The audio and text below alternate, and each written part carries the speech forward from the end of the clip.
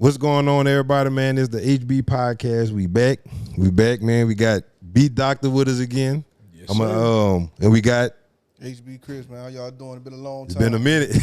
It's been a couple months, man, since us three sat down and we pod. So a lot of life been going on. Yeah, man. You know. So what's been going on there with everybody since the last time? Bro. I've been working so much, bro. Then dealing with high blood pressure.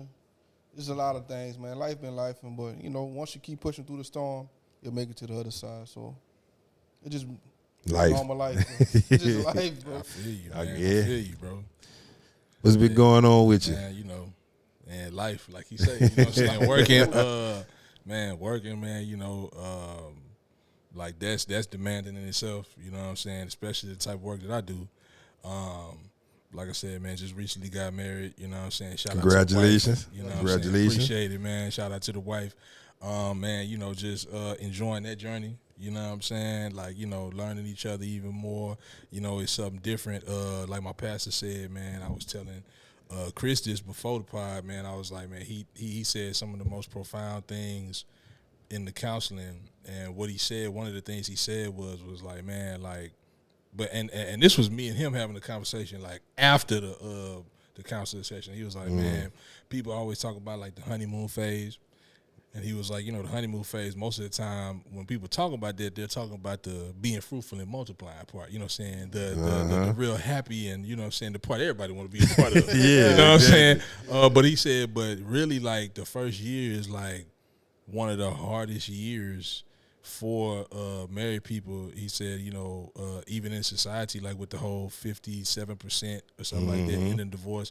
And he was like, because you're coming together, your finances are coming together, your, you know what I'm saying, both of your lives, your habits and all that type of stuff is coming together. And then on top of that, because the devil hates marriage, you know what I'm saying, that spiritual warfare is coming at the same time. And it's like, it's fresh, because even if both of y'all are warriors in the spirit, you know what I'm saying, like y'all never warred in the spirit, you know what I'm saying, for your marriage before. So now you're in brand new territory where it's like, now you're getting attacked from all sides. Stuff that maybe a month ago before y'all got married, it was like, oh, that was something that would just roll off your back and it wasn't nothing crazy. The same thing happened. Now it's like, man, what you say? Like, what? You know what I'm saying? And he was just explaining to me like, bro, like, so, man, just stay prayed up and everything, man. You know what I'm saying? And thankfully, man, everything been smooth, still learning each other and all that type of stuff, man. But it's been a blessing. It's been beautiful, bro.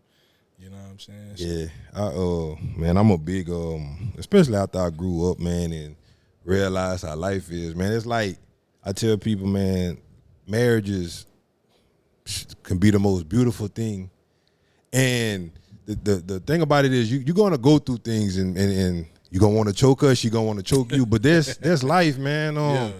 It's not always gonna be perfect, and like you say, when you merging life and personalities and all that stuff, it becomes something. And then especially when you have kids, that's a whole nother adjustment. Oh yeah. But man, I remember the first year for me, man, was actually good. I think because we had been together so long that it just kind of flowed. Yeah. I think what happens a lot of times, man, in marriage is complacency sometimes. Sometimes you can get complacent. Sometimes you can just feel like you're not, in a sense, sometimes growing the way you want. And that's kind of where it becomes like, what's going on here? And I think for me and my wife, man, I think the adjustment was kids. Oh, man, that was the biggest adjustment, because for so long, man, it was just me and her. And then we'd get up, go to the movie. Like, you could just get up and go. Yeah. Mm-hmm. And, man, when you have kids, the first one, all right. Then you have the second one, and the second one is the one that throws everything off, because it's like, it's no more just getting up and go. It's like a big old journey just to get up and go to the store and get a few groceries. Yeah. But man, I say enjoy it, man. It's a beautiful thing to like grow with somebody, and as them years start to stack up, man, like a badge of honor. Like year 2, year 3, you feel me? And man, when you just having conversations with people and you be like, man, me and my wife been together 10 years, and they look at you like, wow, it's like a big accomplishment, man. So I say enjoy it. Yeah. It's beautiful that you can find somebody that have your back and all those things, man. And I say what hit me about appreciating a marriage in life, man, is when it's simple stuff like when you got to go to the doctor and they be like, you need somebody with you because whatever you finna go through, you know, you can't drive. So then you start looking. I'm like, I don't even have to look. I got my person. Boom. You see what I'm saying, man? I tell people it's the simple stuff. I'm like, if you got a girlfriend or you just talking to somebody, like, you can't ask them to go. You know what I'm saying? And that's when I realized, I'm like, man, God, I thank you for my person that no matter what I could call on them, they there, you know, for stuff like that, man. I'm waiting for my boy to get married one day, but it's gonna happen. It's gonna happen. But talk about marriage after you finish. Hey, it's them little things like you said, man. Like a lot of times people be like the big stuff. It's like to me, the big stuff is easy. It's easy because it's like oh, if you know what I'm saying, like if like I say if we pregnant and she, you know, but that's big. You know, that's easy. I'm gonna be there. If you know what I'm saying, if a family member passed, whatever, it's easy. I'm gonna be there. You know what I'm saying? But it's like it's the little stuff where you be looking like, oh snap. You know what I'm saying? like even with like just recently, like this week, like, you know, probably whenever I get back after this, man, we gonna sit down at my computer and do it, like just like I felt like it was a badge of honor, bro, like because of the job that I got, man. The benefits are amazing. Like I just was able to re-up on some of my medicine, and then the lady, when my wife went to go pick it up, the lady was telling my wife, like, man, like he don't have to pay no money for this medicine. Just for this medicine is $3,000. Wow. And she was like, what? And I'm like, it's cool because now we in open enrollment right now, and I get to add my wife to the insurance. It's like, man, I could protect her in a whole nother way now. Like she ain't got to worry about, okay, the insurance that she got with her job is like, oh, she still got to come out of pocket for certain stuff. And it's like, nah. Now you got it. You know, I got her. That's another way I got her. You know what I'm saying? That's good. Yeah. Like, man, one thing I learned just for the little stint I was married, man, never allow division between y'all two. Y'all always got to stick together. Like finances, there ain't no, this my money, that, because financial things are the biggest thing to divorce because people argue about finances. Yeah. It's not mine, it's ours. It's not on you and me, it's we. So once you split that one, it's hard to get back to where it was. It is. Man, what's funny, and as we talk about this, man, I just look at all the things that the world tell us to be against, and what God tell us to do, and I'm like, man, when you with somebody that don't look at money that way, when you look at somebody that, like, I tell people, it's easy to trust somebody, man. It's like, if you want your life simple, it's easy. You know what I'm saying? Like, I have. You know me, I'm a tech person. So I have like 3 iPads and all kind of stuff, right? And you know, it all attaches to everything. You got 13 kids. But when I get a message, it pings on everything. But to have that comfortability with somebody, like, it's nothing to hide. You know what I'm saying? Like, I have absolutely nothing to hide. So my children, my wife could pick up any device I own, look at it. I don't have to sweat, nothing finna pop up. And I tell people, man, the biggest blessing I have is a peace of mind. I don't have to worry about that. I just have to worry about regular life stuff. Yeah. You know, but trust, it's easy. It's easy to avoid. Like, when people be like, it's hard. No, it's not. I take pictures all the time. I could take pictures of any female I want, and I ain't gonna say like that, like I'm but you know, like, you know what I'm saying? Like, if I could reach out and be like, hey, I would love to take pictures, 7 times out of 10, who wouldn't want a free picture? Yeah. You feel me? And you're around all kind of people. But the trust is, man, when you building something, bro, and you I tell people, like, when you fear God, I say that. Yeah. When you fear God, you don't want to disappoint. And that's my thing with everybody. I be like, man, no matter what you put me in, I fear God more than doing this. So I'm always trying to guide, like, what you want me to do in this? Does this make sense? Does this whatever? And when you look at your family, man, you look what you build, and it's like, I don't want to mess that up. You know, and man, when you look at life, bro, it's not, man. When you get to a certain point in life, and the older you get, you start to realize, like, what truly matters is not even nothing that you could look at. Because when you read in the Bible, when God tell you all this stuff fades away anyway. Mm-hmm. So the world would sit there and tell us, man, go live your life. Matter of fact, I was talking to a guy, man. I was like, what's fascinating about the way life tricked us is they'll sit there and tell you, oh, man, go live your life. Wait till you about 30, then give your life to God. They had us believing that, oh, you had time, yeah, like, bro. who gives their life to God at 10, 11 years old? God don't call you at 10, 11, which was a lie. God could call you at any time. So we out here just living reckless and doing whatever. How many people you know didn't live to see 30? A lot. And it's sad to say we know where they went, bro. Like, people don't want to face the fact, and we don't like the hard truth, and it hurts my heart. Like, we know where they went, bro. But it's fascinating, man. Life is, bro. I trust is everything. It's crazy. It's crazy that you said that, bro. Like when you said about the whole fearing God and everything like that, bro. Like, because it shows off in your life outside of that, man. Like, I just recently preached at my church.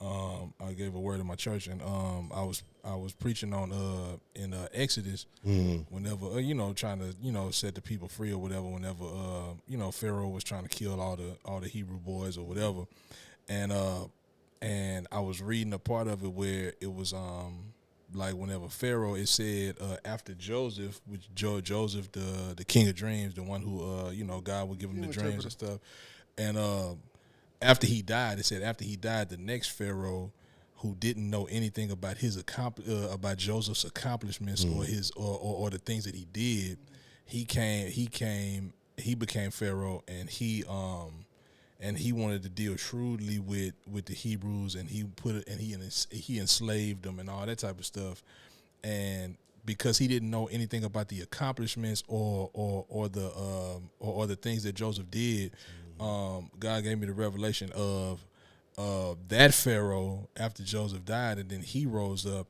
He never, like the Pharaoh before him, had respect for Hebrews' God because he saw the power and the miracle signs and wonders that their God did. So he had respect. So whenever this Pharaoh came up, this Pharaoh didn't have respect for Hebrews' God. So God gave me the revelation of some people in your life don't respect your God because they've never seen God's power work through you at all. Man. And I was like, bro, so when you said that about the whole fearing God and stuff like that, bro, like your life shows. Yeah. You know what I'm saying? That people respect the God in you because of what your life is showing. What your life is showing. Man, you know what was funny? Because I was writing something in my my notes the other day because, man, when I see people have a fire for God and then I blink my eyes and then they back in the world, and I'm like, God, why? Like, because, man, I remember seeing this one person, man, on fire for God and crying and reaching out and doing all these things, and then I see them make a total U-turn, and I'm like, I just recently seen that You on see- Facebook, bro. You know what I'm saying? Hopefully we're not talking about the same person, but Yeah. I'm like that tripped me out. That tripped me out too. So I know where you. yeah, going with and that. I'm like, God, what is it? Is it? And I just asked God a simple question, and I'm waiting for God to just pour my spirit like what it is. But I'm like, God, it hurts me because the more we try to pull in, the devil is pulling. He taking them, Yeah. and it's like that's why so many people that either on the fence or searching or whatever be looking like, if you gave up, and I seen the fire and the desire, and you going out and you doing all the things to say you love God, and you flip so quickly. I don't want that God. I don't even know if that God is real. Yeah. And I'm like, God, what's going on? And one thing I did come to realize is it's the company they keep. And what's crazy about this situation is I looked at the situation and the company that person keep, or that person that's brought into their life that changed the whole perspective. Yeah. Because that's the only common denominator that from the outside looking in, you can see. It's like y'all love God, but y'all will continuously try to please people. Yeah. And when you look at a bunch of people, that's what it boils down to. Like, man, you trying to please people, and then you end up in the midst losing yourself. Yeah. And I'm like, we here now. So where are the people that how can I say it? That could pull them back in. That could say, hey man, even though you messed up, God still loves you. You know, and I'll be looking, I'm like, man, what my truth tellers at? What my ones that's gonna drop a word. And man, sometimes as I scroll, I see, let's just say you're in a pool of 1,000. There may be 3 people that's dropping the real word or something. For the most part, man, I look and I see, God, now I see where there's gonna be untold. Is trillion even a word? Because it's gonna be so many people that we love that ain't gonna see them pearly gates. Yeah. You feel me? And man, I be thinking about that all the time. I'm like, God, whatever I'm doing wrong, show me, fix me. I apologize daily because you know our flesh. Yeah. But man, there's so many people I look and I'm not judging, but I'm just looking and I say, man, as a right, you ain't gonna see them gates. Because at the end of the day, what are you doing for the kingdom of God? And are you living that way?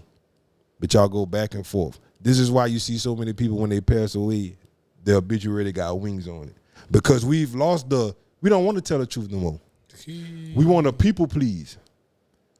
But if more people get up here and say, man, you know what? He lived this life. We know at the end of the day, we love him and we want that person to go there, but they not. How many more people would register and thinking and say, hey, I really do need to get my life together? It'll make them check themselves. It'll let them know that the way they live got consequences. You got a choice. It's like God don't want you to go to hell. You choose to. You choose to. Look how many people, man, sometimes they be 70, 80 years old, still drinking, still cursing. You know they drank till they died, but they going to heaven. You gonna get up there. Because it even stretches to they'll get the pastor up there to say a word. Pastors, you up that line. You know he was a drunk and an alcoholic and he cursed everybody out in his family. But you going to get up there and say he going to heaven? Goes back to where our truth tellers is. And I get it, man. I get it. I understand why. I understand the position that a minister or a pastor would be in to, like, okay, you know that this person was living a certain type of way, but, you know what I'm saying, they chose you to give an encouraging word. So maybe sometimes you need to, instead of like trying to be like, this person lived an amazing life, this person, maybe sometimes you need to just be like, even if you can't come up with anything, sometimes you can just like pull a scripture up or something, or pull a scripture up on grief. you know what I'm saying? Yeah. Like and help them through grief and be like, hey man, I understand he gone, or I understand she gone, but yeah, you know what I'm saying? Like, this is what the Bible talks about grief. This is what the Bible says about grief. Like, to where you don't, like, don't put yourself in a position to lie, bro, and be like, because now you speaking on behalf of God and saying, you know, oh, this person going here, and it's like, I can't speak on behalf of God like that. You know what I'm saying? So I would rather, well, let me preach on grief and how you can get through it by, you know what I'm saying? Like, yeah, I understand y'all loved him. I understand y'all loved her. This is what the Bible says on grief. It says X, Y, and Z. So, you know what I'm saying? Don't worry about tomorrow. Boom, boom, boom. Like, go there rather than, man, this person was X, Y, and Z, a philanthropist. Boom, boom, boom. You know what I'm saying? Yeah. And it's like, sometimes I done been some places, man. I done seen some stuff online where it's like, you be like, it's like, nah, I know that dude ain't know all them big words. And you over here talking about, you know what I'm saying, a philanthropist. Yes. You know what I'm saying? You could just use the story out of the Bible and just kind of have people to keep the faith and take their mind off what's going on. Man, yeah. Yeah. Because, you know, we at a time where it's like, man, our days are short. And we need the truth to sit around sugarcoating all the time. And I always say this, man, you can be a good person of the world, but in God's word, you could be a terrible person. And that's how a lot of people is. I know a lot of people that's probably, I know a lot of people that's drunks. They'll get a shirt off your back. But I gotta be honest and tell you, but like, you're not going to heaven. You're not a man or woman of God like you think you are, and it's not to judge. Because if I love you, I gotta tell you the truth. You know what I'm saying? And I think that's where we are as a society. It's like, if I'm not catering to your needs the way you want, and I give you the real, nah, you're not a real person. You've offended me because I'm telling you the truth. But we need that because there's so many people that's lost. If I sit there, if I love you, and I know that person is bad company for you, what does that say about me if I let you go crash and burn? Mm-hmm. Or your homeboy that you hanging with is a drunk. I'm watching them be a drunk, and then I let you go get in the car with them. You can end up, that person can end up losing their life because that person. Because you didn't speak up. Why? Oh, I don't want to ruffle no feathers. Guess what? Loving God, you gon' ruffle feathers. You gotta be bold and courageous, man. Just think about how nervous or how nerve-wracking it is to go tell a king that he was wrong. Like what I forget his name. He told David about himself whenever he, you know what I'm saying, sent Bathsheba's husband out to go get killed. And he had to tell him, he had to go and tell him, like, hey man, you know, what would you do if a person did this, and this? And David was like, forgot the name, but such and such. Man, who is he? Point him out to me. That's you. and David had to fall on his face and ask God for forgiveness, cried to God. But think about how nerve-wracking it was for him to do that, to even go to the king. This man has all the authority. He could get rid of you. He can do whatever he want to do to you. And for you to even step up and be like, man, look, like, you was wrong, bro. You know what I'm saying? Like, that's hard, bro. You know what I'm saying? But God rewards the faithful, man. You know what I'm saying? He rewards you for being faithful. You know what I'm saying? And God will always have, like my grandmother used to say, have a ram in the bush for you for, you know what I'm saying? Especially if you go out and you do what he tell you to do with no regrets. You know what I'm saying? Like, you just go out like, whatever happened, God. You know what I'm saying? You told me to do this, so I'm gonna do it. Man, you know, and I just had a thing as you were speaking, because I'm looking at your hair, right? And it say dad gang.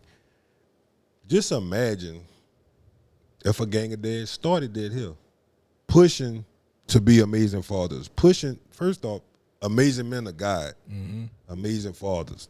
And they start doing things, and they start moving a certain way, the movement that it will have. Bruh.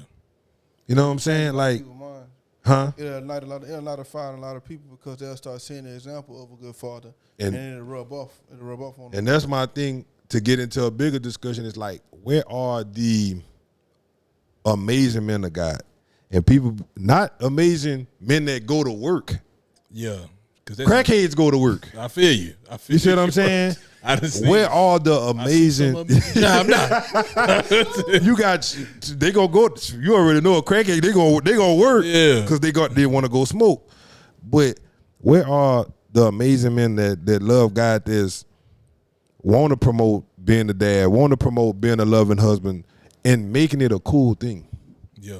Just like they'll go out and they'll promote the single life and going and do this. If they start like really promoting that, really pushing that, it'll be a culture shift. Like, man, I want to step up and be a daddy, because what blows my mind, man, when you have these conversations and so many of these young men, like, I don't know what it is to have my dad. Like, you'll hear those conversations all the time, but then you follow the same path that your daddy did.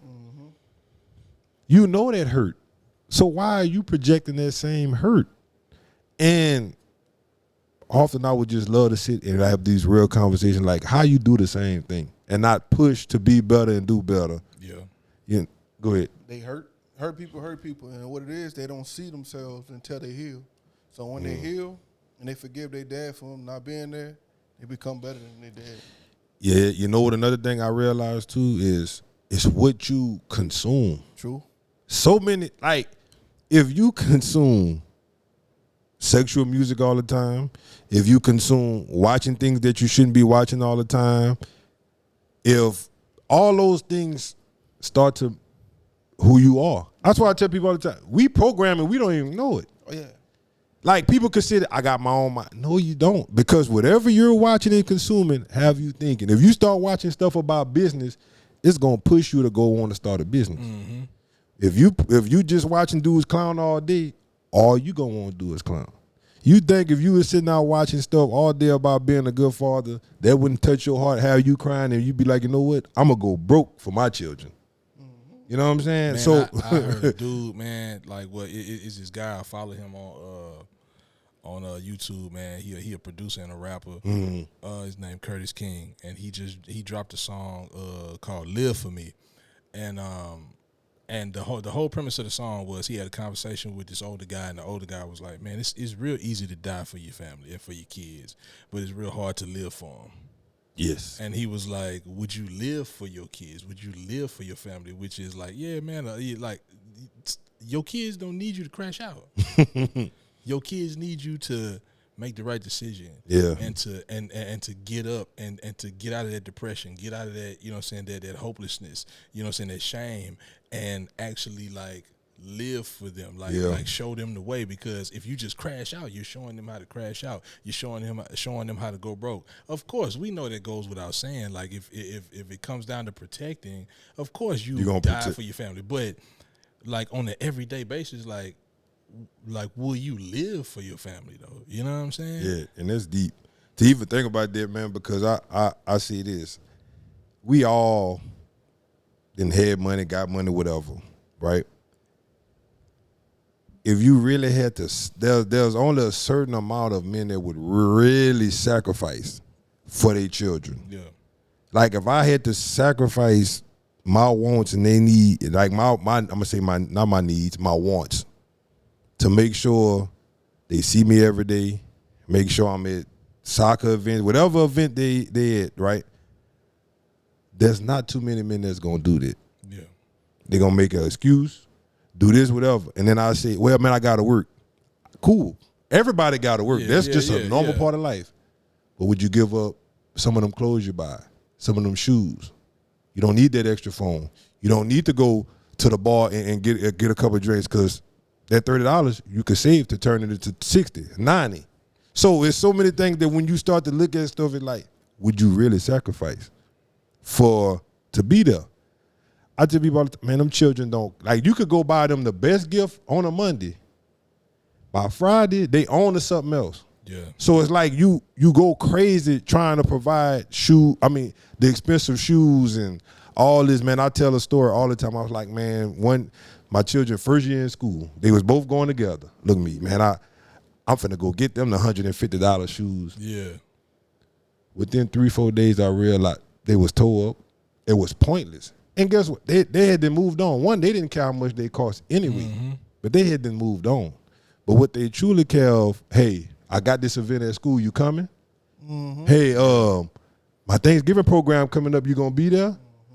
And that's when I realized it's like, man, they don't care about none of this. They want to know if you're gonna be to that pumpkin patch when all the mamas and all the stuff there, man. And sometimes me and my wife, we rotate. Sometimes if she got a client she got to go see, I'm there or whatever. And as I'm there, man, the lady talking to me, she was like, she looked at me at first and then she realized who I was, and then she come talk to me. She was like, it's amazing that you're here because there's not a lot of dads that come.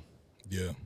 She was like, the mama's gonna show up regardless, but there's not a lot of dads that's gonna show. And we just started talking, and that's when it hit me. It's like a mama, man, she got to make it happen any kind of way. So that's how I know it's not no excuse. Yeah.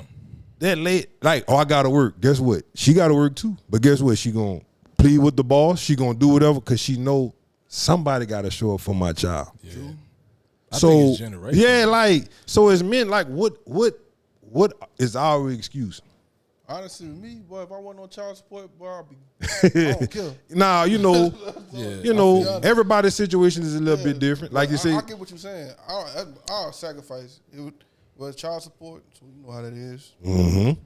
But I think what he's getting at is, you know what I'm saying? I get what he's saying.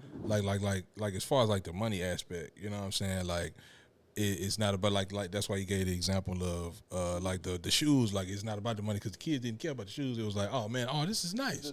It's the time because I could talk about this. I talked about this with my my family, with, and with my grandfather. Me and him having an amazing relationship, man. After my father passed, man, we've closer than ever, man. It's like God. What my dad was for my grandfather and what my dad was for you, it was like he just merged just right, you know what I'm saying, right after that, right? But like my dad, man, amazing man of God, but generational, man, and what you go through, generational trauma. Like my grandfather, man, he was a DJ, you know what I'm saying, but he also, he worked hard, you know what I'm saying, he was a union rep and all that type of stuff for Boise Cascade, all that type of stuff, right? And so at one time, him and my grandmother got divorced for like 7 years or whatever. And in that time, before they got back together, and he, he got himself right, got saved and all that type of stuff, and became an amazing man after that. But in them 7 years, man, like, my dad and them struggled, and they didn't really see my grandfather like that, right? So my dad, number one thing was like, I'm talking about like they struggled, like. Even though my dad was like top athlete, this, that, and the third, everybody looked at him like, looked at my dad's family like, oh man, the Hamiltons, they got it, you know what I'm saying? This, that, and third. But it's like whole time, man, they over there on government cheese and stuff. It's like y'all, like they struggling, going to bed hungry and all that type of stuff like everybody else. But my grandmother was like, you're not about to look like what you're going through type stuff. You know what I'm saying? So, but my dad, so with that. Number one, he was like, I ain't never going to leave my wife and my kids. Number two, I'm never going to put us in a situation where we got to be on government assistance, period, right? But because he was so focused on that, like my dad was the first black quarterback in kinder. You know what I'm saying? He was, everybody thought he was going to get drafted whenever he went to UL and stuff like that. Still has like the most points, for Kinder High School as a basketball player, all that type of stuff, right? He got a bunch of accolades. Whenever I was coming up and everybody was like, oh man, you gonna play ball like your dad or whatever, so I'm playing ball, I'm doing AAU, high school ball and all that type of stuff, right? My dad had never gone to any game that I ever played. And that crushed me. But it was because he was working. Like he prioritized working. Like I'm never gonna have my like I send my wife with the money for the game. Oh, he they used to go on East Bay and be like, oh, we gonna get the bag and everything. This the colors we getting. This is the basketball uniforms we getting. This the shoes. Dad'd be like, all right, give you the money to get that, whatever. You know what I'm saying? But it's like I needed that, but I didn't. The presence is what I needed. So it's like, there was resentment that built up because he was so focused on one thing because of what he went through and not understanding like, yo, I get it, but I need you here. You know what I'm saying? And like years later before he passed or whatever, man, me and him, like the last 3 years of his life, we was able to reconcile. And he was, like he literally like just broke down to me and was like, man, look, I'm sorry. I was trying to do the best I could with what I had and what I was trying my best. And it was just, man, it broke me because it was like, man, like, for the longest, like, and I didn't even have to say nothing. He just like told me, like, it was like God just laid it on him to be like, man, I'm sorry for how I treated you, what I did, boom, boom, boom. I was so focused on X, Y, and Z that I didn't even, and that brings it full circle to what you're saying with what we have to do as fathers. Even if you're not a father, you're a father figure to somebody because you got a little cousin that look up to you. You got the young boy up the street that's looking up to you, and it's like you have to do something. Even if they daddy can't be present at the game. If you know him, pull up. You know what I'm saying? Like, do something to be like, there's no excuse whenever he becomes a man. There's no excuse to be like, man, I never had a dad. You had father figures, though. You had, I understand you had a void of an actual dad, but you had an uncle. You had guy up the street, Mr. Murphy up the street, you know what I'm saying, or whatever that came to the game, that showed you this, that showed you that gave you the good advice, that all those type of things. You know what I'm saying? So and man, as you saying it, and things just be pointing in my spirit and thinking, right?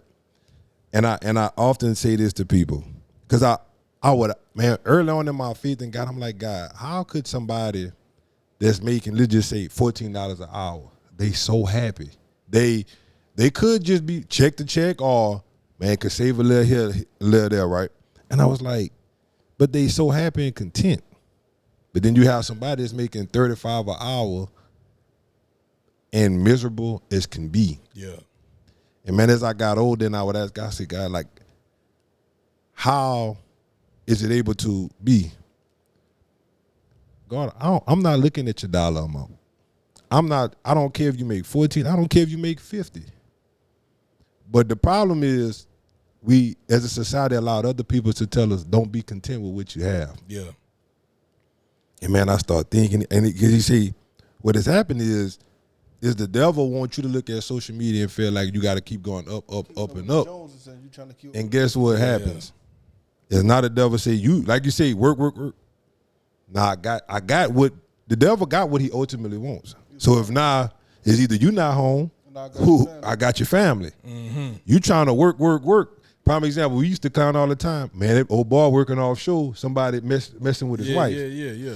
Because you're working so much trying to keep up with everybody and everybody hype you up. Oh, you got the money. So now you got to keep trying to prove you got the money. And everything else is in shambles and you're not even realizing. Oh, and you don't, and you nor your wife think about the long term. Like it's like I said, I mean, and the reason why that's a joke is because everybody done seen it happen. Everybody done seen it happen. Like, dude gone for 3 months. Oh, she got the little boo thing on the side. You know what I'm saying? So, but the reason is like at the beginning, you gone for them 60 days. The first and whenever you and your wife like, you know what, I'm gonna go ahead and take this offshore job. I don't want to do it. I don't want to be away from you and the kids. Boom, boom, boom. You gone for them 60 days. You're sending your check home. When you come back, it's like, oh my God, this is man, this really helped us out. We were able to do this and this, and so now it's like both of y'all looking at it from the lens of right now, like the current lens. Y'all not looking at it from the 2-3 years from now, like how the toll is going to take on your kids. The toll is going to take on your marriage. The toll is going to take on your family life. Because you're looking at like, man, you know, we was in a struggle before, but now we up now, you know what I'm saying? And then it's like, so now like, oh well, yeah, keep going, keep sending the check home, boom, boom, boom, y'all, you good. Prime example, you know, and I didn't mean to cut you off real quick. Prime example, I want to before I forget was, you remember how everybody was, man, I'm going crazy because COVID happened. Yeah. I got to stay in the house.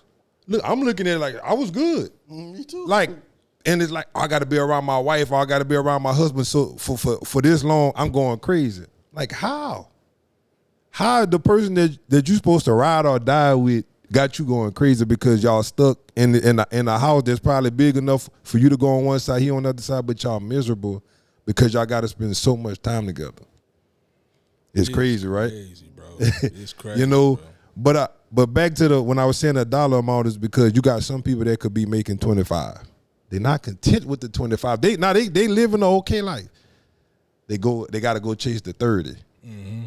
God never told you to go chase the 30 because the 25 allowed you to still be a parent, to still be present in whatever you needed to get done. Now you didn't get the 29, and you ripping and running because more responsibility. Yeah. And guys, we are people that don't want to be content. Mm-hmm. That's why sometimes, man, it's good to get off of social media. Get off of these things that sit here and tell you to chase this, chase that, chase that, because 1 minute you're happy and you didn't pick up your phone and oh man, old boy didn't post, he got 4 pair of jars. Now you looking, now you start looking at yours like, man, now I gotta step my shoe game up. Now you didn't win spend $600 for shoes. You might you see what I'm and it's like the whole objective of doing these things is to destroy the family. Because, you know, like I said, what society has always taught us, man, live your life. Go get this one and go do this one and live this and go chase this and go. You need 2 cars. You need 40 pairs of shoes. And then I'm like, man, that's gluttony. Read. I'm looking at some people, I'm like I be looking at some of these celebrities and they be showing this stuff. I'm like, what you doing with 20 cars? Bro, I don't like it gets to, and I'm like, this is why, and as I'm looking, I'm like, this is why God says it's gonna be so hard for them to get in heaven, because it's gluttony and they don't even realize it. It's just because I got the millions I can afford. It's gluttony. I don't care what nobody think, boy, I'm gonna ride my blue car till it goes. But you know when Man, that's how I was with my little red one, bro, till it went down. What I want, I'm gonna ride it till it goes, bro. I ain't got you know, nothing to and you got them chasing this, chasing that, right? And it's like you gonna and often I tell you, I say, listen, I'm a father now. I done been in it for a little while to know this. It's cool when my wife walk in the door, but it's a whole different vibe when I walk in. I'm like, it's different. It's like, oh, mama, yeah, I miss you. I've been going 2 hours. She could been going 6. But I walk in the door, and it's like, bro, they need you there.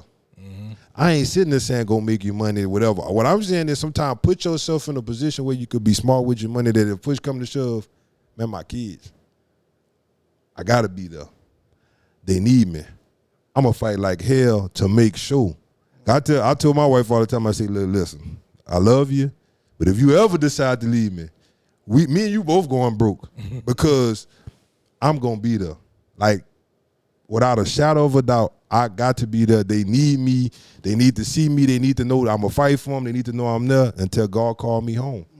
You know, but to realize how greed and all these things have infiltrated what we were supposed to be, I see it all the time. I'm like, man, stop chasing this. I look at like, man, I ain't gonna lie, I got like 20 pairs of shoes. And Tasha come, my brother-in-law, he's like, I ain't seen those shoes before. I said, bro, I've been having these shoes for like 4 years. But you always see me in these old beat up shoes. I say, man, I haven't bought shoes in over 1.5 years. I say because I realized, man, that stuff is pointless to me.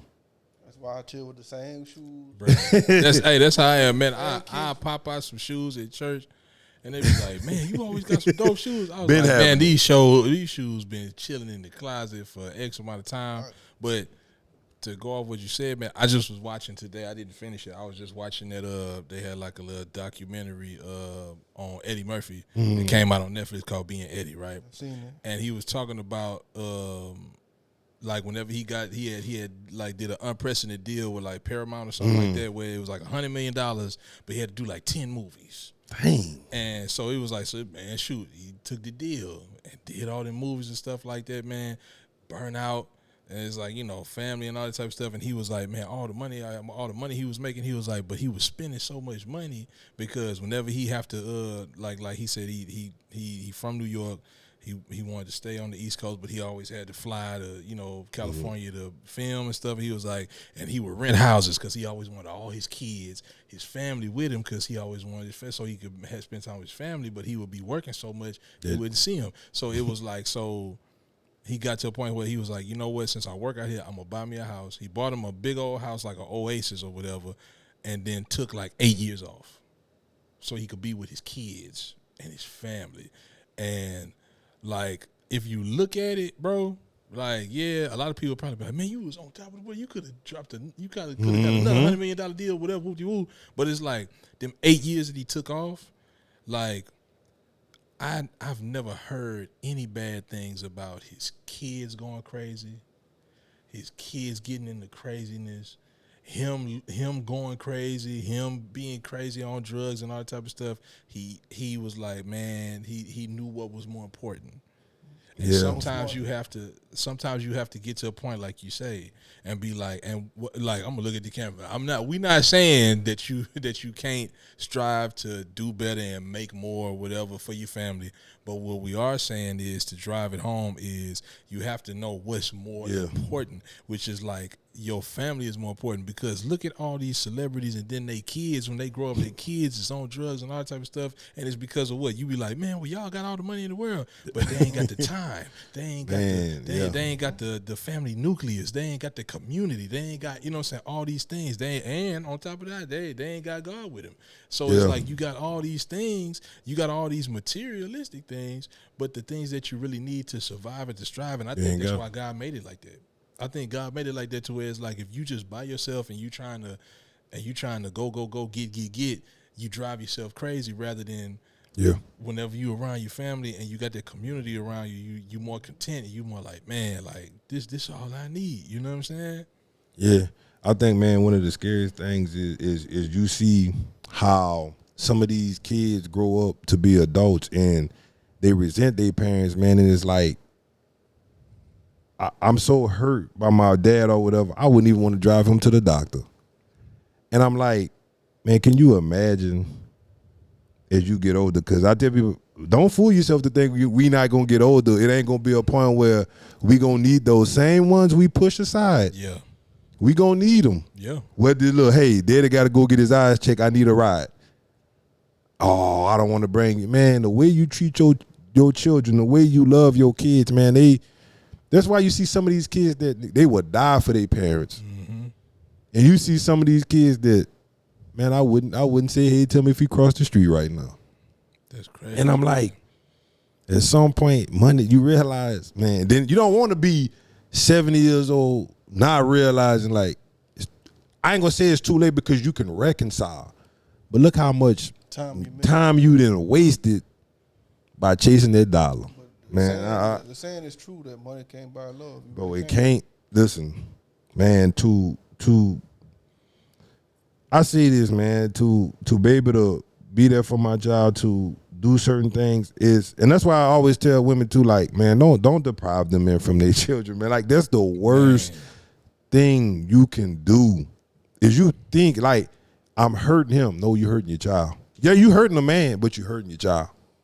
I had talked to it was one of my cousins like years ago, and I was like I was asking her, like, man, why you don't try? I understand he did this to you, do the whoop whoop.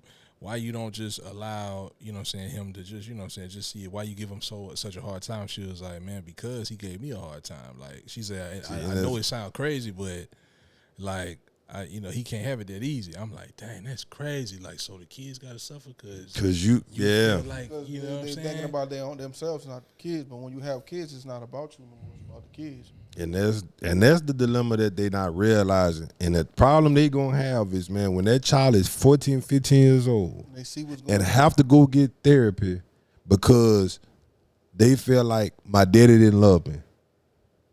You know how devastating that is? And then what they end up turning, trying to find a dude to love them because they daddy didn't the whole time they daddy loved them.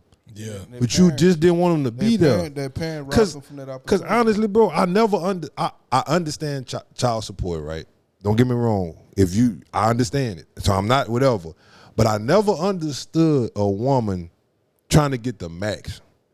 If he's working to pay you, and for him to survive, what a child fit in?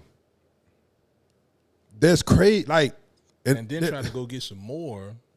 After, it's like, yo, well then, this ain't enough. I mean, it was enough whenever you first got the max. Now you need more than the max. What does that mean? That mean that, then inappropriate funds. Then what's even worse if she got two and only tax one. Like, that's like I be looking like that don't even make sense. You gonna tax one and let the other one slide? Tell me how that makes sense. Well, I know the feeling. Nah, what you gonna do if dudes say, you know what? Forget it. They could take my license and everything. I'm gonna go get me some side hustles. Then what you gonna do? If dudes really got to a point, they'd be like, man, I can't survive like this. Because honestly, I'd be looking, I'd be like, I don't know how I would be able to survive if I was taking care of my child and we wasn't married and she taxing me on this end and I'm still trying to survive. Especially like if we want to get in this economy. Trying to survive like that? Oh, and you going through slavery. You a first person that can talk about it. Like you can't do nothing. I gotta work. I want to go do something. I gotta work. I want to go to my son's game, but I gotta go to work. Because if you don't, I'm gonna go to jail. It's like okay. Man, that's why they got a lot of I had a homeboy tell me, he said, man, most of these barbers that you see, man, is like they barbers because that's money that you can just grab right there. Like you ain't even, it's almost like it's non-taxable, but like you got your job so that they could take all the money that they get child support. So you cutting hair on the side, you in the shop on the weekend or whatever, boom, trying to get just 10, 20 heads at $30 a pop. that's so that you can have the money to now I can pay this bill, I can such and such. It's like he was like, man, you'd be surprised how many barbers it is because of child support, bro. I was like, dang, You know, for real? yeah, I just think like mentally, I know that's taxing. It's like, man, if I could be sick or I could just be going, like I have to go to work, I have to do this because you didn't. I want the max. I want whatever. If they say 8, I want the 8. And you don't necessarily need the 8. You can't even take a mental break. That's what. But you know what I say, God don't sleep. Because not only do you do that, you don't let the man see his children. You do all this type of stuff, and you think at the end of the day, just because you winning right now, that don't mean you're gonna be winning forever. I tell people at some point, it's gonna come. Yeah. And it's a shame, bro. Like, and I see it, and I'm a big champion of women and dudes stepping up and being responsible. But then, man, it's like sometimes somebody got to speak for the men. Somebody got to say something because that is a mental thing to deal with all the time. Like, you don't even think about if that man could survive. Like But me, I love going to work, but boy, they be like, boy, why you don't want to come? Shoot, boy, any chance I can get to get away from there. Yeah, you working to survive. Yeah, it's like, bro, like, you can't do nothing. You know, And then you locked in until work that 10s, 18. You work 10s. You're there really 16. The bus ride. Mm-hmm. You got the bus ride. That's almost 2 hours in the morning. Then after, you getting home like you like a robot every day. Yeah, because 16 Same hours, man, you only got 8 Same hours to thing. get sleep, 8 hours to eat, sleep. all that type of stuff, and then get back up, bro. To do it again. It's crazy, bro. every day. Same routine. Repetitive. I know it's a mental If grind. you want a social life, It's they ain't bad. staying It's with bad. you. If they're not staying with you, You ain't finna. it's over with. That's why I say, man, I'm glad that God, you know what I'm saying, God, you know what I'm saying, like he just dropped it, he threw that alley-oop to me with my That's wife good. real quick, bro. You good, To where yeah. I ain't gotta go out looking for Exactly, nobody, bro. man. It's like, bro, cause it's treacherous. So they're like, oh, well, you ain't got no time for me. You don't want to talk to me. I'm tired. like, bro. Let me sleep. What? Man. Even that, you got time to play that game? That's a mental break. Yeah, man. If I don't have that mental break, I'm gonna lose my marbles. Like, bro, like I need something. Man, I know. Boy, because it's like it's the best. I said one little piece, I could just get away from the world. Like, all right, I got this little fame right here, and I think about it.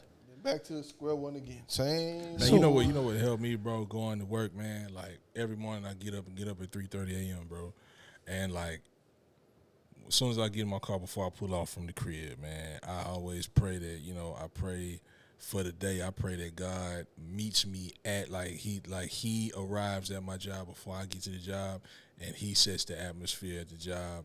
Whatever need everybody needs, whether it's people that's coming at me wrong, whether it's people that don't really like me too much or whatever, I be praying for them. Like, and I feel like God hears those like sincere, like even if this person mean me no good, man.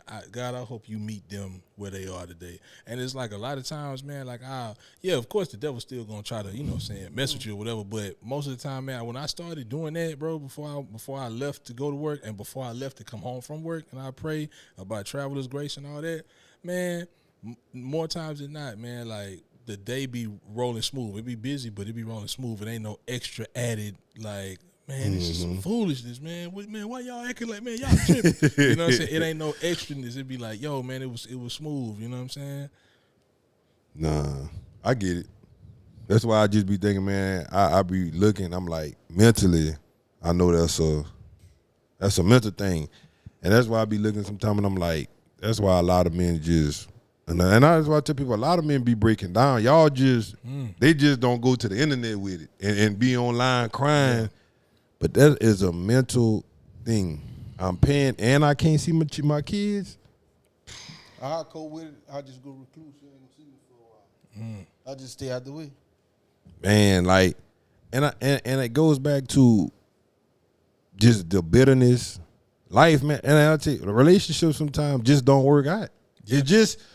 It just happens sometimes, but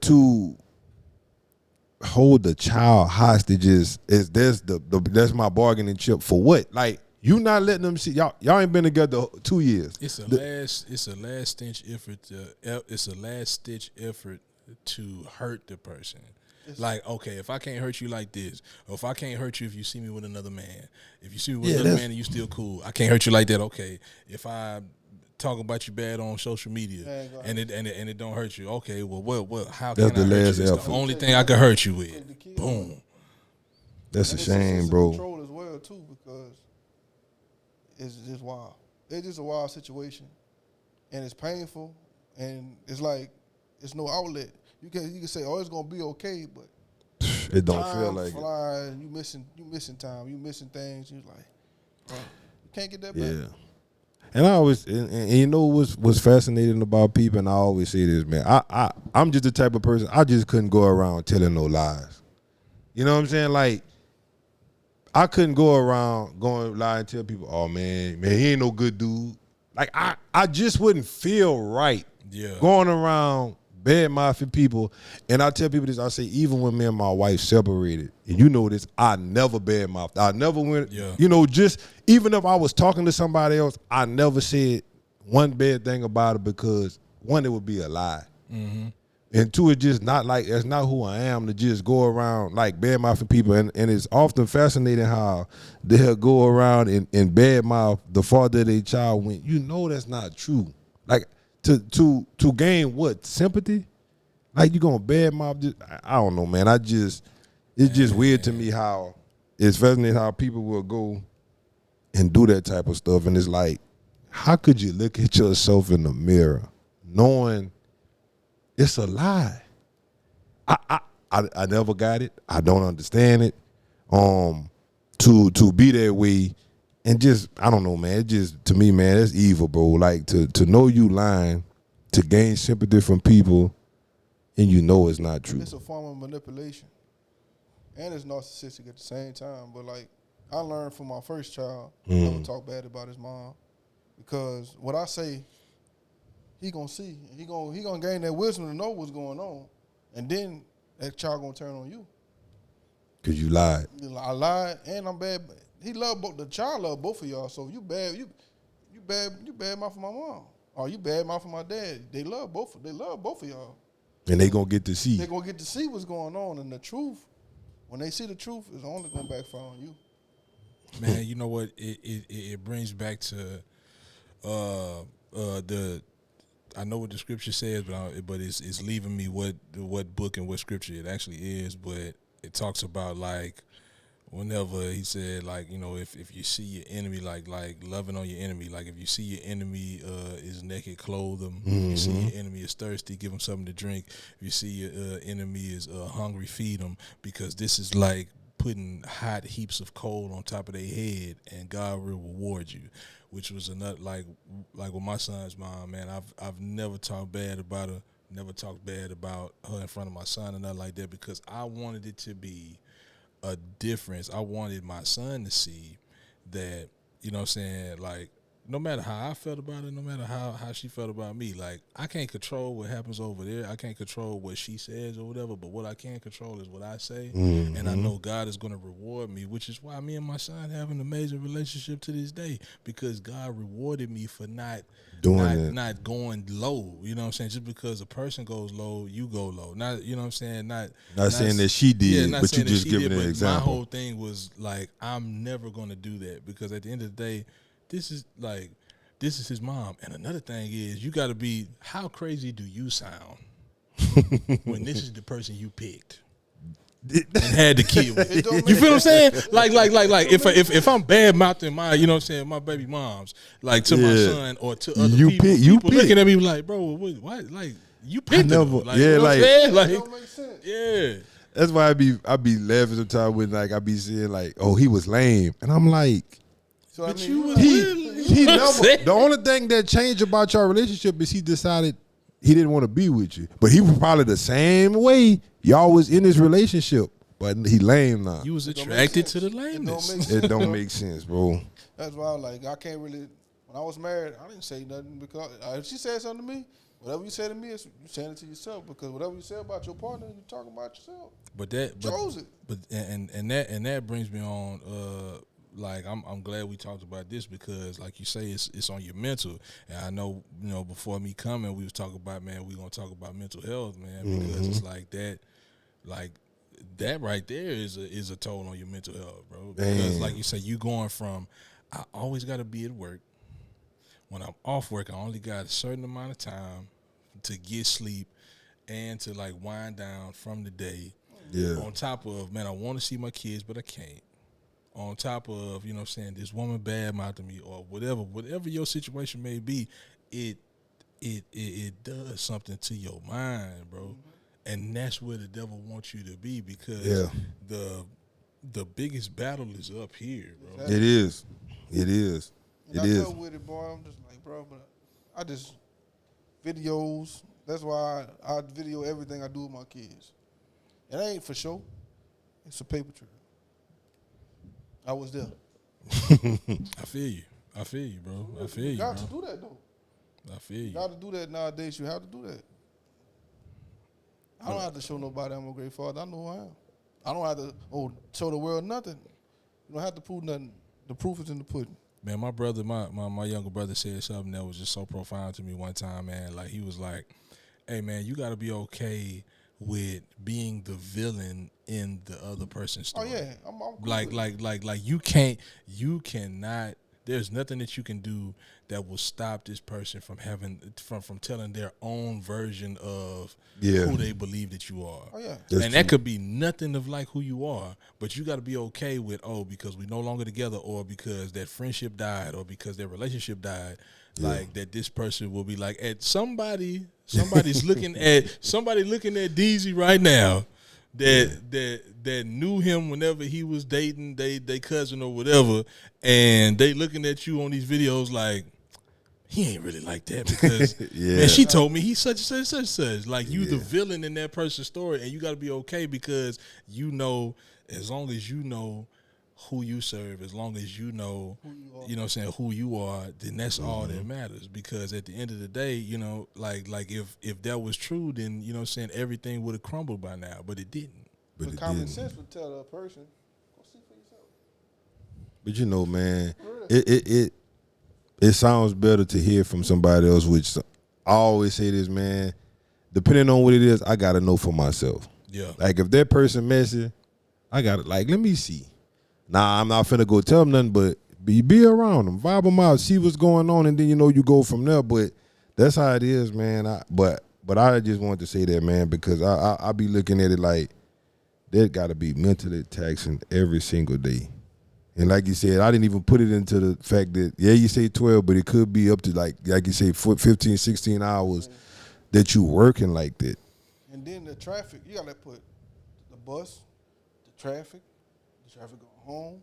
And then you got to get home. Yeah, man. All that, just get right back up and do the same thing again. And that's, I think, man, that'll be some dope conversations, like, for men that's actually in there too. How you deal with it, and I know to keep fighting. I know to keep going. Yeah. But it's like, if your child won, you got to deal with. You got a long time to deal with it. And the thing about it is, 17. the money is so good, but somebody losing. So you gaining something and you losing at the same time. Losing at the same time.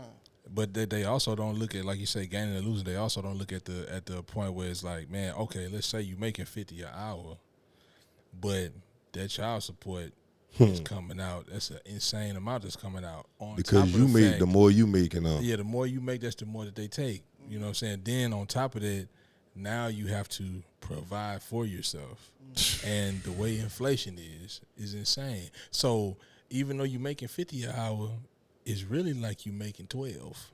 You know what I'm saying? So now you gotta survive in this inflated society off $12 an hour, basically. Facts. I'm gonna tell you like this. I ain't gonna say how much money I make. Well, I miss 2 days. Give me that. Regardless, they don't care what you miss. Oh, they gonna give. Oh no, yeah. Once they calculate, hey man, this how much you make an hour. So just off, man. Look. Give me that. I look at it every day. I'm just like, And you know what's fascinating about that, and because there will always be somebody that will listen to their story, right? Like you say, no matter what goes on, they taking it. oh yeah. So if this man is paying child support, how could you ever say he's not a good father? You know what I'm saying? Like for the people that would sit back and listen, and we're not gonna pinpoint nobody out this. No. But you know how somebody. It's just generally speaking. How could you say he's not providing? How could you say he's not being a good father? Because he's doing the requirements that he's supposed to, and probably would go above and beyond if you wouldn't act a certain way, right? But that's where they get you, bro. That's where they get you, because when you go to court and you do the child support, right? They tell you about they don't just tell you about the child support. They say, hey, child support is coming out. This is whether you have supervised visits. This is the visitation on every other weekend or whatever it is. They give you those, but because of how much the child support is and the mother of the child, it's like, so it forces you to be like, well, man, I can't get the kids this weekend because you're going to take that extra day. Work because if I don't work, I ain't. You feel what I'm saying?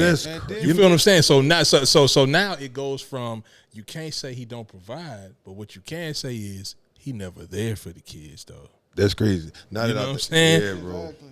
Exactly. That's wild. So it's like you shot either way it go. Exactly. But what I will say is one thing that I don't know your situation, but one thing that you can do, you can try to, get with some representation, and you can try to, I don't know if they call it appeal or whatever, like appeal to child support, and try to see if you can get it a little lower. Like, hey, this is where, this is where I'm at. Saying I want X amount of visitation. And just like plead your case of like, hey man, I'm doing what's required of me. I've been doing what's required of me of X amount of time.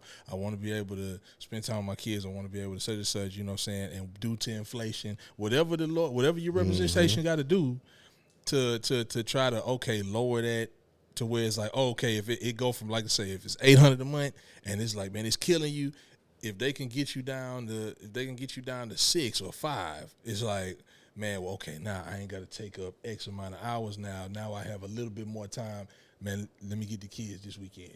Let me, you know what I'm saying? So now I got more time to where it's like, nah, I'm paying you. The court say this is how much I got to pay you now because of my living situations. I got to pay you this. I'm doing this, and I'm doing I'm taking my time with my kids. That's you know crazy, what I'm saying? though. Whatever you got to do, bro. You know what I'm saying? But like when you deal with someone that don't care with nobody but themselves, that's how it is. A selfish individual, they don't see no right, no wrong, just how they feeling. Man, also you gotta like, man, I ain't gonna put my business out there, but I had to do a little something. I had to use documentation for myself before. So sometimes you gotta, like, once you get that documentation, man, it's like they gonna print you out. They gonna print it out for you. Sometimes you gotta be like, hey, look, this would turn to page 7, subsection 3. This where it say, you know what I'm saying, like you can't keep my kids from me. I need my kids for X, you know what I'm saying, for this or whatever. You know what I'm saying? Sometimes you have to. It might seem like you being, like they say, an a-hole or whatever, but sometimes you have to, like, no, this is me, like Fighting for my kids. Fighting for my rights. You know what I'm saying? And sometimes you have to do that. And in my heart of hearts, I don't believe God will punish you for trying to, you know what I'm saying, like, you're going about it the legal way. You're not going about it like shiesty. Being vindictive or anything. You know what I'm saying? Like you're going about it the legal way. I went to the court, the judge said this, and you still acting a fool. Yeah. Well, let me do. If I have to call, do I have to call the precinct? Do I have to call and let them know, hey, this is what's going on? Attorney General. You know what I'm saying? This is what's going on. That's the typical court, and now with that, that's 30 days. You go to jail. So yeah, man, I think, man, it's just fascinating how I'm like, you mean to tell me we both love this person, this being that we created, we both love them, but we gonna sit here and be ignorant? Like, we can't come to no resolution. You can't. Sometimes without the court, and I get it, people be like, well, anything you could flip or you not pay this and whatever. But it's like, if we both love this individual, we would both die for this individual. We can't come to some kind of resolution. That's fascinating. Then, like you said, it all boils down to they could say whatever they want. You just don't want that person happy. You could sit there and say whatever you want. You could be married and all this stuff. You just nah. You know, and it's one of the ones that just always kind of just I sit back and I just be looking. I'm like, I don't understand how y'all can't come to something. Now, how I feel about the situation like this. If she not happy, my kid's not happy. So I won't You do would anything wanna- to deter her from happiness because it's gonna affect my kids. It ain't about how I feel. I don't care. Yeah. It's about the kids. And when you sitting there, what's wrong? Hold on. Huh? Oh, you did? Good job, girl.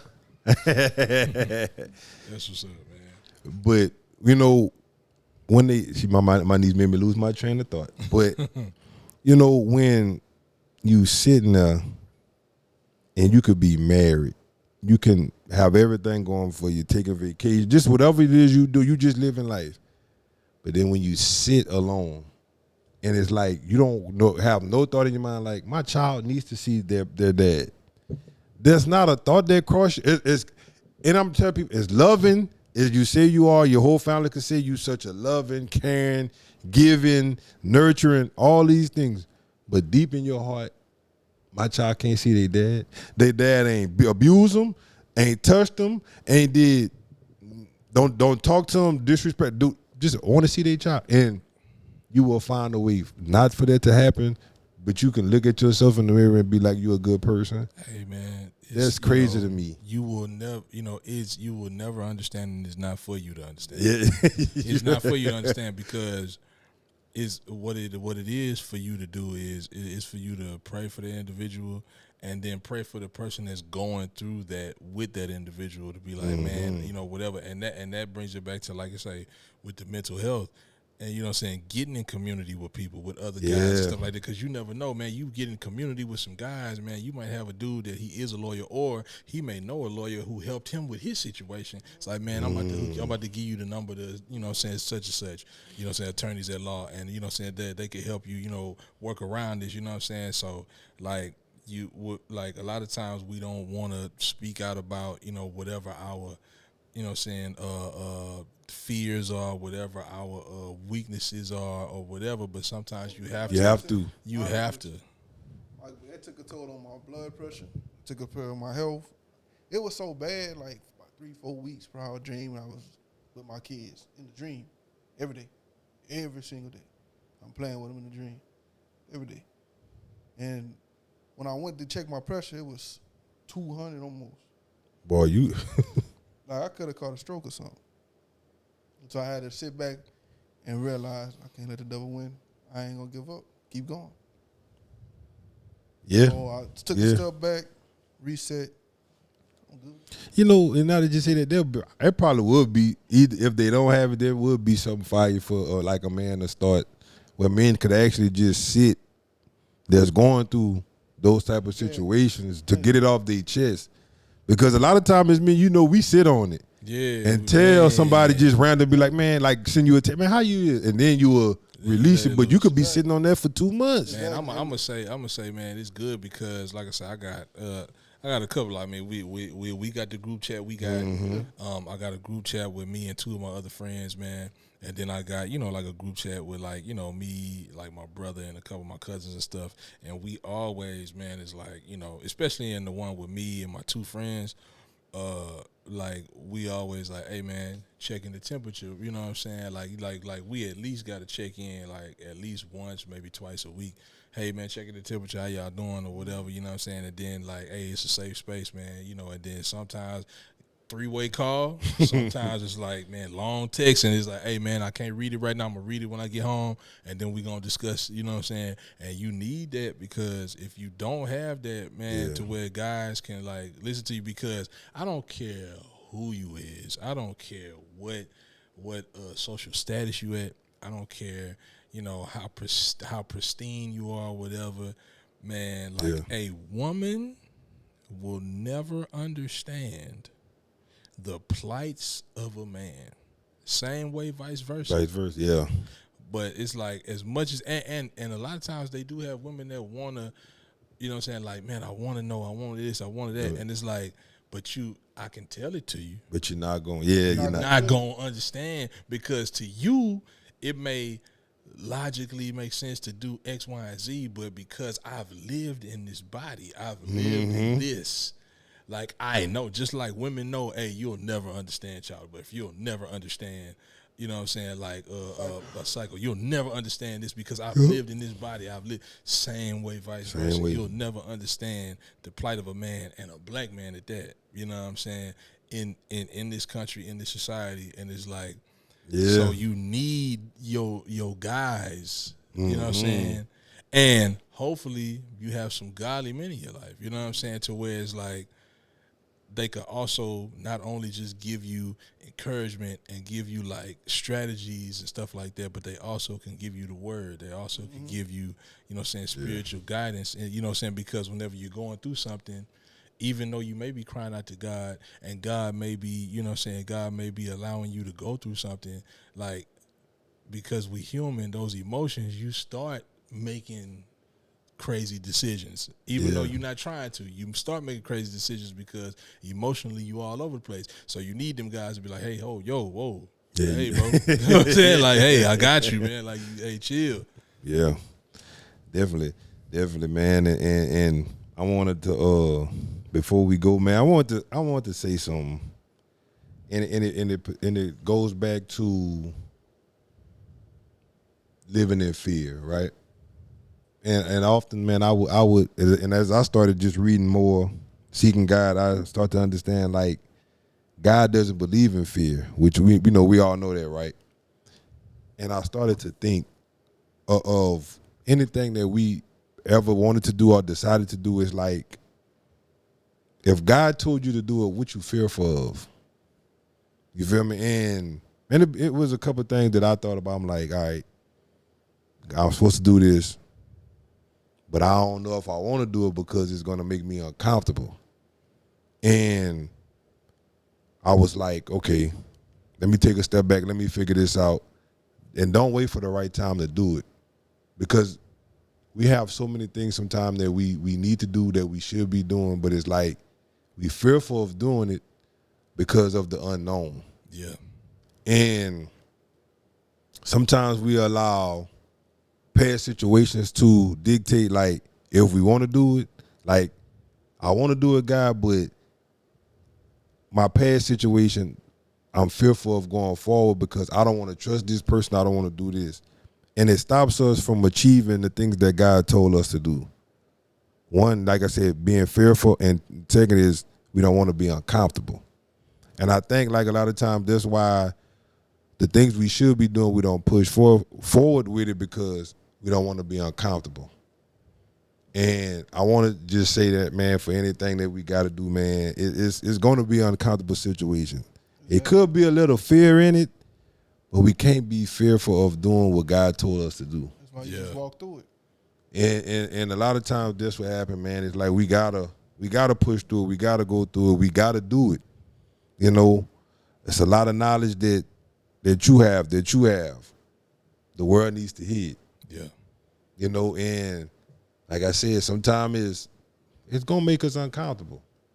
That's why I didn't say it for no sympathy. I said it to help somebody, because I know there's somebody out there that's going through something that won't say it. Yeah. I'm gonna say it. And they just need to know that somebody else is going through it. Like, they don't want to feel like they alone. You know what I'm saying? Because sometimes, Exactly. man, I've been there, bro, where it was like, bro, I can't be the only one going through this, bro. Like, because this is insane. You feel like you're on an island by yourself. Exactly. Yes. And it was time or two I'm like, I won't do it, but I don't feel like being uncomfortable. You know, and that's one thing I've been fighting through, like procrastinating and just do it. Like, just get up and do it. Yeah, it's going to make you uncomfortable. Yeah, you might not feel like doing it at that particular time, but it's what's needed.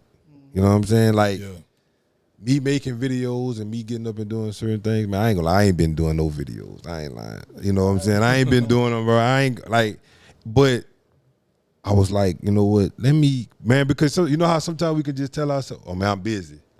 Yeah, I'll get to it later. Yeah.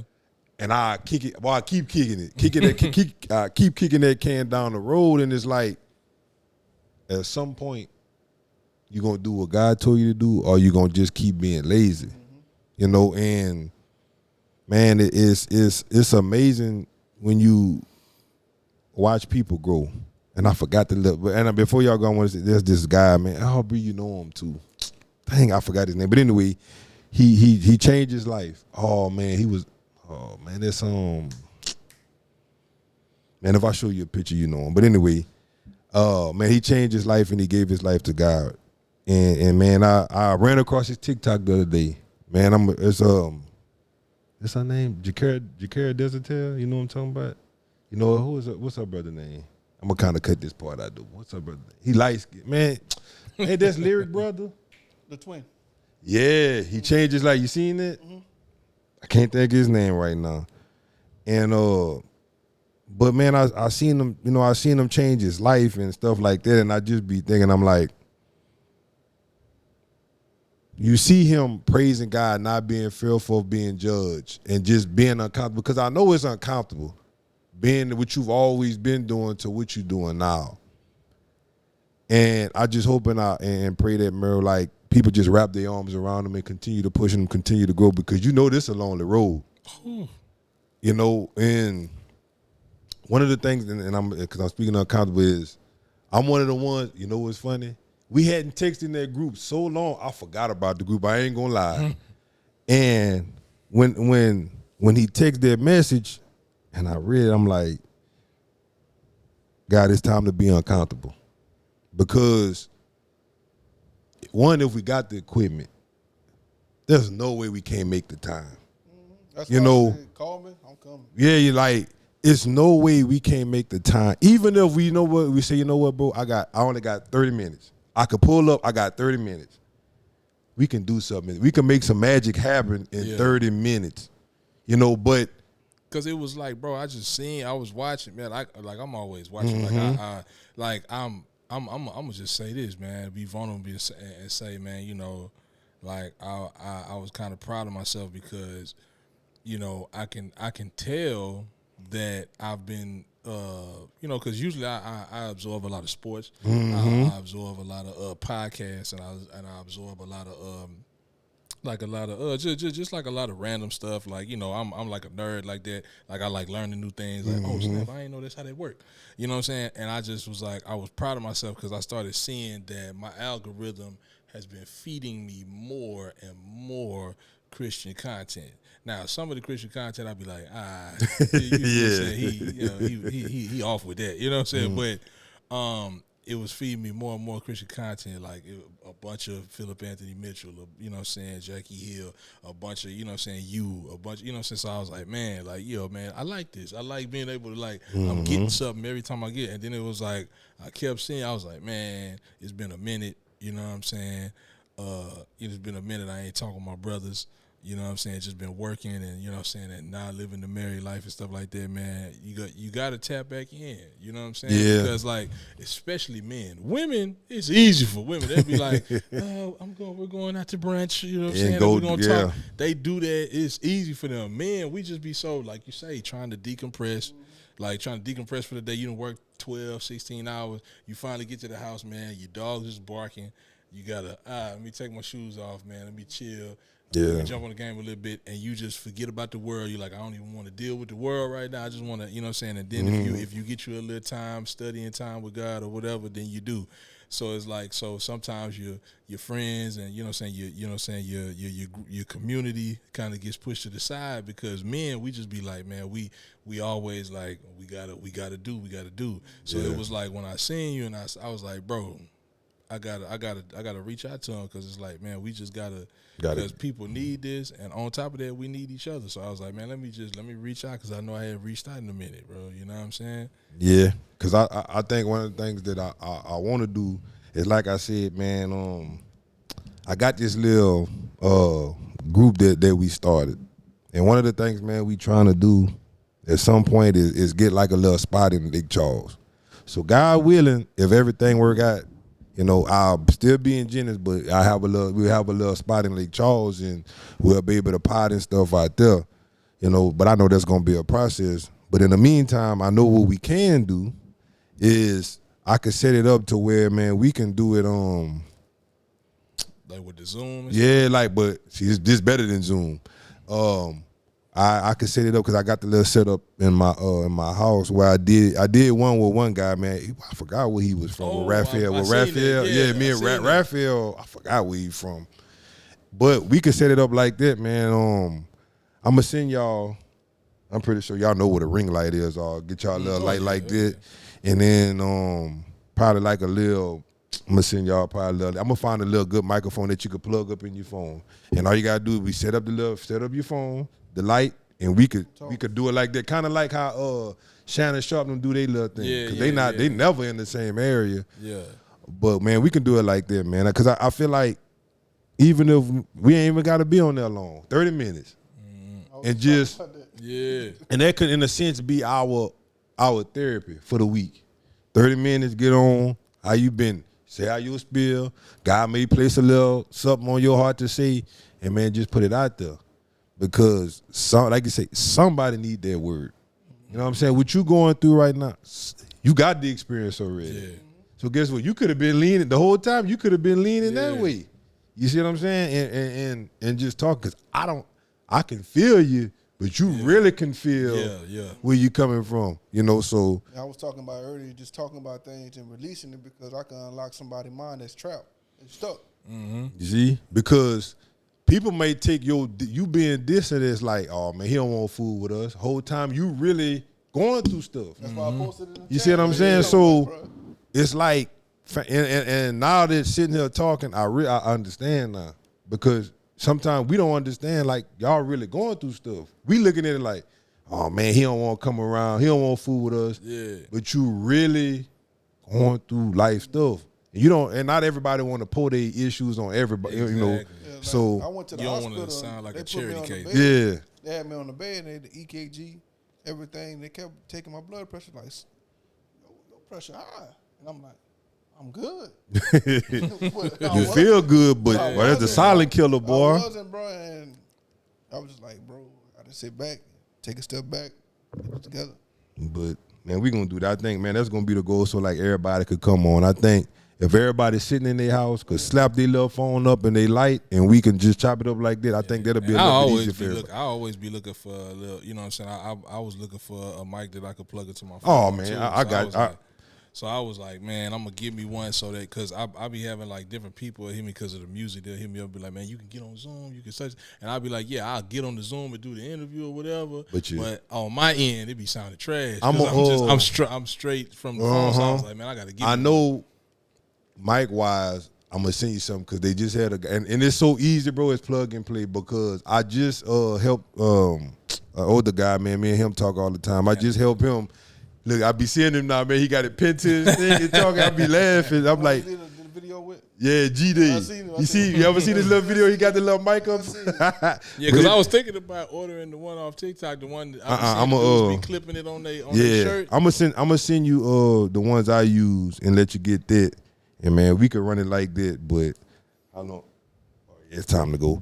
But I'm gonna send it to you, man. I think it'll be dope for us to just be able to, like, you get home, you in your home, comfort zone, and because I already got I got the extra room. I got my little studio. Oh, so all you need is like I said, and I got a stand, because I had bought me a little stand for my phone whenever I would do these little Zoom interviews and stuff. So I already got that. I just need to give me the mic. And what I'll do is I'll be the home base, because I think we can have up to like 8 of us on the whole thing and record. That's perfect, and then I can I'll put it together. You know me. I'll edit and put it all our stuff together. Because my little brother, he been remodeling his house, and he got him a little office spot now. So, so I we was can. like, okay, that's what's up, man. So he can jump on too. Yeah, that's what we can do it, man. We could do it. But matter of fact, I'm gonna send it to you tonight. Hopefully they back on sale. But Black Friday coming, so they probably will be on sale. I definitely, like, if it's So I got y'all. I'm gonna send y'all any kind of light will do. But the microphone. I got a ring light. I got to give me another one though. The ring light I've been using, man, it's starting to die on me. At this point, I'm like, I'm gonna have to get another one. I'm gonna send y'all some Black Friday deals, man, so we can do it like that, do it online. I think that'll be dope. And then every now and then, you know, we could do a special. We'll have a special and y'all Yeah, can pull up. everybody pull Do up. it like this. Because, man, y'all do got some fire word that I know y'all want I'll to. tell you like this, I'm off a lot. Monday I work, then Tuesday, Wednesday, Thursday, Friday, Saturday, Sunday, Monday. All right. I'll go back that Monday, then And you already know you ain't with all the tech stuff, so I'm gonna make sure it's simplified for him. Look, hit that light, flick it, and plug your thing. That's all he need. Cause if I start doing all that, he All go. the extra stuff. Oh, yeah. I don't know about all that, man. Let me. they be like, boy, you old. I'm like, yeah. He ain't. You ain't. I'm gonna tell You you ain't into all that tech stuff. But anyway, man, this is the Humble and Blessed podcast. Yes, sir. We out. Y'all have a blessed one. Peace. Peace.